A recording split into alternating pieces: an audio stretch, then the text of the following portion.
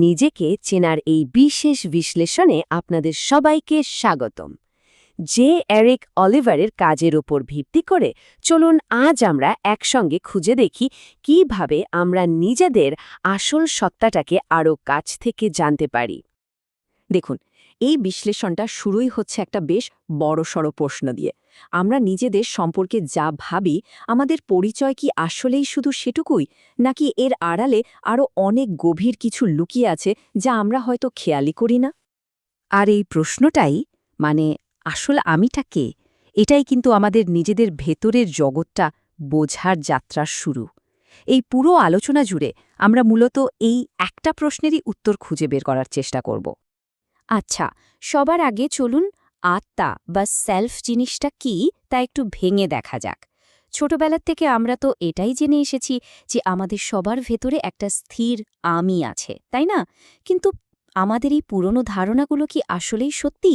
বইটাতে বলা হচ্ছে আমাদের পরিচয়ের একটা বড় অংশই তৈরি হয় কিছু বাইরের শক্তির মাধ্যমে, যেমন ধরুন আমাদের বায়োলজি, আমাদের সংস্কৃতি আর আমাদের প্রতিদিনের অভ্যাস।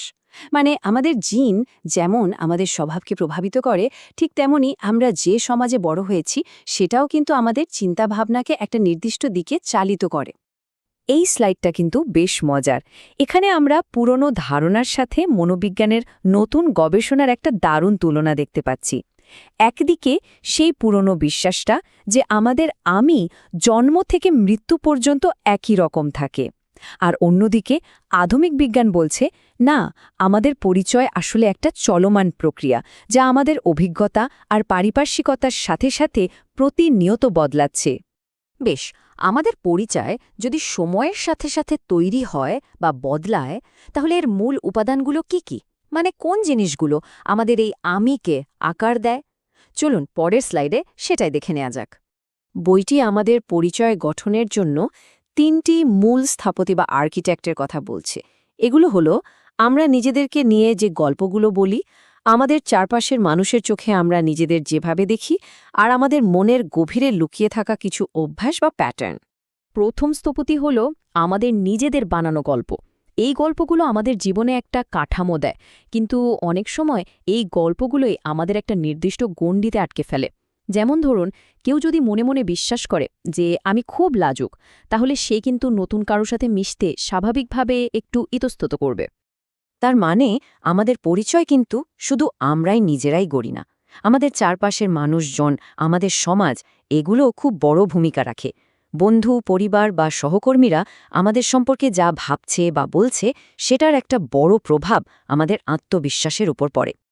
আর সবশেষে আসছে আমাদের বহুদিনের পুরনো অভ্যাস আর অবচেতন মনের কিছু প্যাটার্ন। এই অভ্যাসগুলো আমরা হয়তো না জেনেই তৈরি করি, কিন্তু এগুলো আমাদের অজান্তেই আমাদের দৈনন্দিন সিদ্ধান্ত আর আচরণকে নিয়ন্ত্রণ করে, যা আমরা সহজে টেরও পাই না। তো এতক্ষণ আমরা জানলাম আমাদের পরিচয় কিভাবে তৈরি হয়। এবার চলুন দেখি কিভাবে আমরা কাজের মাধ্যমে নিজেদের আসল সত্তাটাকে আরও ভালোভাবে চিনতে পারি।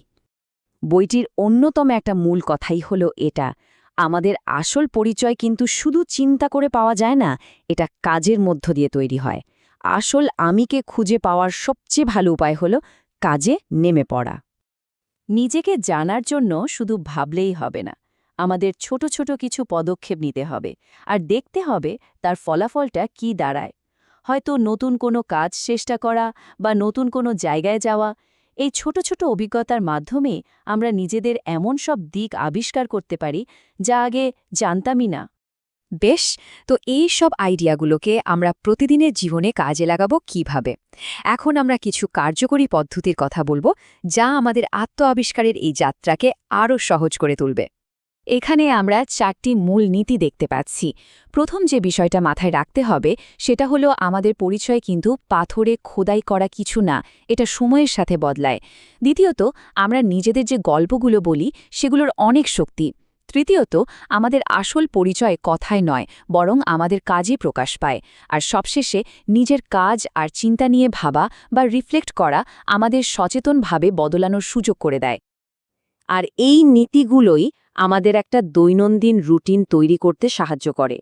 এই রুটিনের মাধ্যমে আমরা নিজেরাই নিজেদের পরিচয়ের স্থপতি হয়ে উঠতে পারি। এই সহজ রুটিনটা কিন্তু দারুণ কাজের। সকালে একটা ছোট লক্ষ্য ঠিক করা, দিনভর নিজের আচরণ আর প্রতিক্রিয়াগুলো একটু খেয়াল করা, আর রাতে ঘুমানোর আগে নিজের কাজ নিয়ে কিছুক্ষণ ভাবা, এই চক্রটাই কিন্তু আমাদের আত্ম আবিষ্কারের যাত্রার চাবিকাঠ। এই আলোচনার শেষে কোনো নির্দিষ্ট উত্তর নেই, বরং একটা প্রশ্ন আছে। আজ আপনি নিজের সম্পর্কে নতুন কি শিখলেন? এই প্রশ্নটাই আমাদের নিজেদের জানার এই দারুণ যাত্রায় সব সময় এগিয়ে নিয়ে যাবে।